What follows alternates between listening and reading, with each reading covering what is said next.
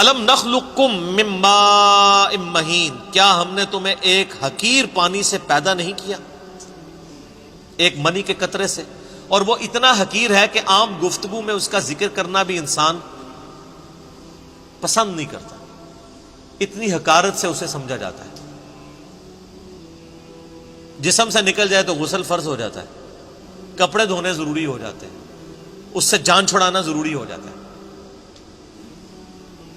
اسی کے اندر اللہ تعالیٰ نے انسان کی اوقات رکھ دی ہے کہ انسان کبھی اپنی پیدائش کے اوپر غور کرے تو کبھی اس کے اندر اکڑ نہیں آ سکتی۔ اور دیکھ لیں کوئی دنیا کا بڑے سے بڑا انسان، اس کی پیدائش ہوئی اسی طریقے سے۔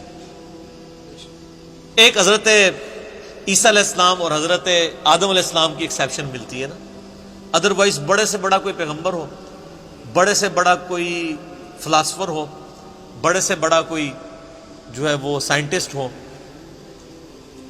وہ پیدا اسی طریقے سے ہوا ہے، ایک حقیر بے قدر پانی سے۔ تو اللہ فرماتا ہے کیا تمہیں ہم نے اس حقیر پانی سے پیدا نہیں کیا؟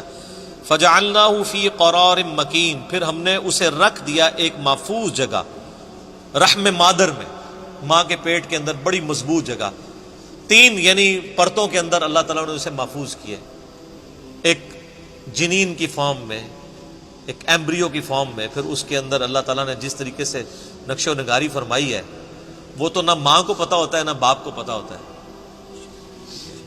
ماں باپ ویسے عزت اویل کرتے رہے، وہ تو بیچارے ذریعے ہیں، صرف کرنے والا تو اللہ ہے۔ نہ باپ کو پتا ہوتا ہے کہ کیا ہوا، نہ ماں کو پتا ہوتا ہے کہ کیا ہوا۔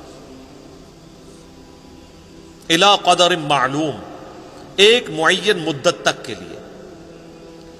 فقدرنا، تو ہم نے ایک اندازہ ٹھہرایا، فنعم القادرون، تو کتنے ہی بہتر ہم اندازہ ٹھہرانے والے ہیں۔ ویل یومئذ للمکذبین، لیکن یاد رکھنا یہ جو ہم نے پیدا کیا اور دنیا میں بھیج دیا، یہ اسی طریقے سے تمہیں چھوڑ نہیں دیا۔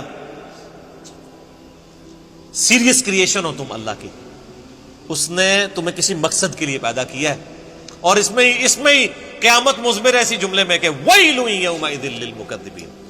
اب جو پھر رب کو ریسپانس نہیں کرے گا اس کے لیے تباہ و بربادی ہے پھر قیامت والے دن۔ تو یہ اللہ تعالیٰ نے ایک انسان کو اس کی اوقات یاد کروائی ہے کہ تیری کوئی حیثیت نہیں تھی، اللہ تعالیٰ نے تجھے ایک بے قدر پانی سے پیدا کیا، 2 دفعہ تجھے شرمگاہ سے گزارا، اس کے بعد پوری زندگی انسان پخانے اور بدبو کا بوجھ اٹھائے پھرتا ہے،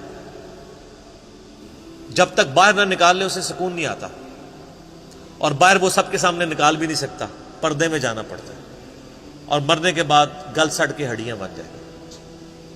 یہ اس کی پوری اوقات ہے۔ کئی ایک بزرگوں کے بارے میں یہ واقعہ آتا ہے، ایون عمر بن عبدالعزیز کے بارے میں بھی آتا ہے کہ وہ ایک دفعہ اکڑ کے چل رہے تھے خلیفہ بننے سے پہلے، بڑی شانہ زندگی تھی ان کی۔ تو طاؤس تابعی تھے رحمہ اللہ تعالی، جو ابن عباس کے شاگرد ہیں۔ تو انہوں نے عمر بن عبدالعزیز کو جب اکڑ کے چلتے ہوئے دیکھا نا، یہ امام غزالی نے بھی مکاشفۃ القلوب کے اندر نقل کیا ہے، تو انہوں نے عمر بن عبدالعزیز کو مخاطب کر کے کہا کہ ایسے شخص کو زمین پہ اکڑنے کی کوئی اختیار حاصل نہیں ہونا چاہیے، اس کی کوئی حیثیت نہیں کہ زمین میں اکڑ کے چلے، کہ جو ایک منی کے ناپاک قطرے سے پیدا ہوا ہے اور 2 دفعہ شرمگاہ سے گزارا گیا ہے، اور اپنے پیٹ میں پخانے کا بوجھ اٹھائے پھرتا ہے، اور مرنے کے بعد گل سڑ کے ایک مردہ ہوگا۔ وہ دیکھ لینا فوراً بو پڑنا شروع ہو جاتی ہے، تھوڑی سی لاش کو ڈیلے کرتے۔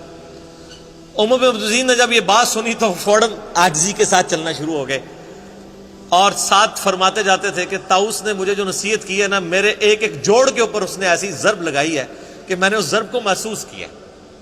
لیکن یہ وہی ضرب محسوس کرتا ہے جس کے اندر وہ ایکسیپٹیبلٹی کا مادہ موجود ہو، ورنہ کوئی ڈھیٹ ہو نا، اس کے اوپر سے پورا قرآن بھی گزار دیں اسے کوئی فرق نہیں پڑتا۔ نصیحت والے کے لیے ایک جملہ بھی کافی ہوتا ہے۔ اسی طرح کا واقعہ حجاج ابن یوسف کے بارے میں ملتا ہے۔ کہ وہ بھی بڑا اکڑ کے چل رہا تھا اور طاؤس تابی گزر رہے تھے تو پیچھے سے کسی نے اناؤنسمنٹ کی کہ ابھی راستہ چھوڑ دو، گورنر حجاز آ رہے ہیں۔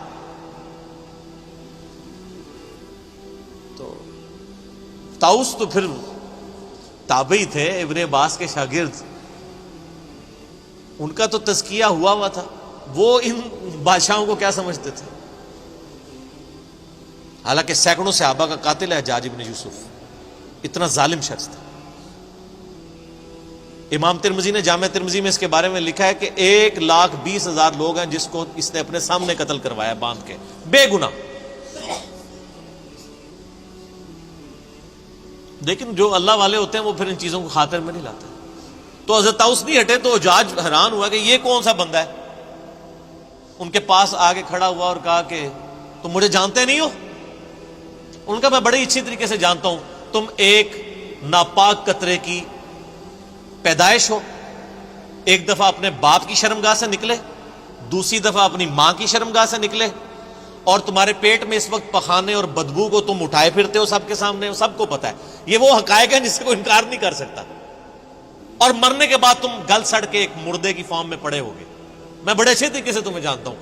وہ یہ سمجھ رہے تھے کہ یہ کہے گا کہ تم جو آل امیہ کے جو اتنے بڑے گورنر ہو، انہوں نے کہا میں بڑے اچھے طریقے سے جانتا ہوں۔ تو جس طرح حضرت ابراہیم علیہ السلام کی گفتگو سن کے وہ بادشاہ جو ہے ششدر رہ گیا تھا نا، اسے کوئی بات ہی نہیں آئی تھی، حجاج ابن یوسف کی بھی زبان بند ہو گئی کہ اس طریقے سے بھی مجھے کوئی جواب دے سکتا ہے، اور وہ خاموش ہو کے وہاں سے چلا گیا۔ سر ان لوگوں کی تربیت قرآن سے ہوئی بھی تھی، یہ جو جملے بولا کرتے تھے نا وہ قرآن سے ہی بولا کرتے تھے نا۔ قرآن یہی تو بات کر رہا ہے، ہمیں واقعات یاد رہتے ہیں لیکن قرآن تو ہم نے پڑھنا نہیں ہوتا۔ قرآن یہی تو بات کر رہا ہے۔